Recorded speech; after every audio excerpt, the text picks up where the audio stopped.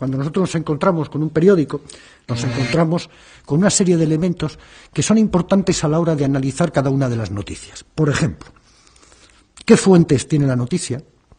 ¿Qué titulares tiene? ¿Qué noticia y qué información se da? ¿Es de enviados especiales o es de agencia? ¿Qué editoriales hay en los periódicos? ¿Qué artículos de opinión? Por ejemplo, digamos respecto a las agencias que, sin irme muy lejos, entre los imperios mediáticos, Hersan, Murdoch, Berlusconi, Bertelsmann, más las agencias, AP y UPI en Estados Unidos, la Reuters en Inglaterra y France Press en Francia, controlan aproximadamente entre el 80 y el 85% de las noticias que se producen en el mundo y cómo se transmiten también. Es decir, la batalla de las ideas es algo que es fundamental para la clase dominante. El poder, la propiedad de los medios de comunicación, tanto sean televisión como prensa, es fundamental. ¿Por qué? Porque a través de ello se traduce la ideología, las ideas de la gente. Piensen ustedes siempre que lo que no se publica o no se mete no existe. Por lo tanto, si yo controlo los medios de comunicación y no te doy la voz a ti, evidentemente tú no sabe nadie que existes, y como nadie sabe que existes, tus ideas no llegan, y como tus ideas no llegan, tú no estás. Hay otra cosa que me interesa mucho también, el doble lenguaje, que se está empezando a utilizar y que se lleva utilizando ya durante mucho tiempo. ¿Cómo cambiamos el lenguaje? Fuerzas de paz, aliados, fuerzas de paz, aliados, operación quirúrgica, daños colaterales.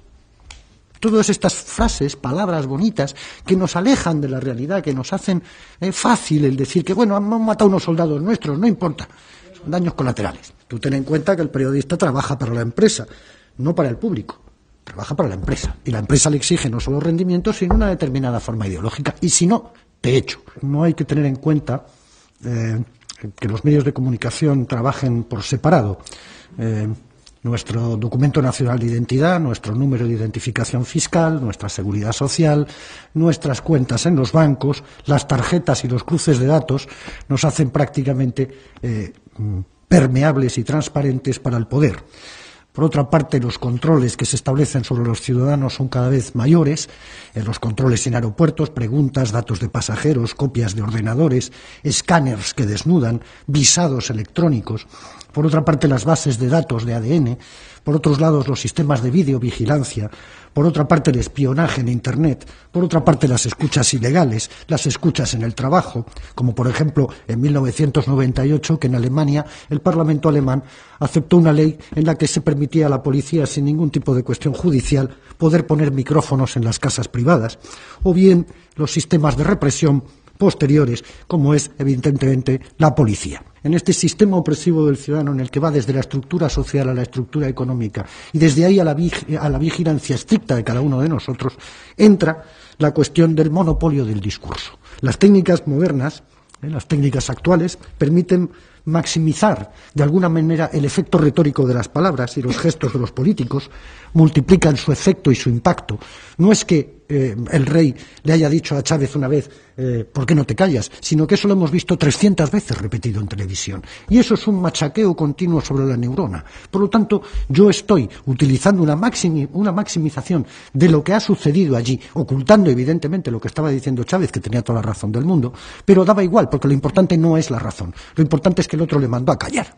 Entonces, esto era lo importante y había que reproducirlo 300 veces. Los media convierten de esta manera la política en una representación teatral, donde incluso en nuestro país, por ejemplo, se ve a la televisión española llevando a políticos para que hablen allí, ¿no?, y que nos cuenten allí sus rollos. Y claro que los cuentan, pero claro, evidentemente tampoco pueden desentrañarse a sí mismos como lo que son, seres políticos, y por lo tanto quieren caer bien. Y como quieren caer bien, tienen que manipular de alguna forma la escena teatral que se les presenta. Piensen ustedes que una de las bases centrales del sistema de funcionamiento comunicativo son los comunicadores, es decir, lo que se llaman en Estados Unidos los newsmakers, los que hacen las noticias. Es Hermida con aquella voz, que aquella onda, es los periodistas que te cuentan una cosa mientras cruzan las piernas elegantemente, es un tipo de funcionamiento en el cual tú estás más atento a la representación teatral que a lo que realmente se te está contando.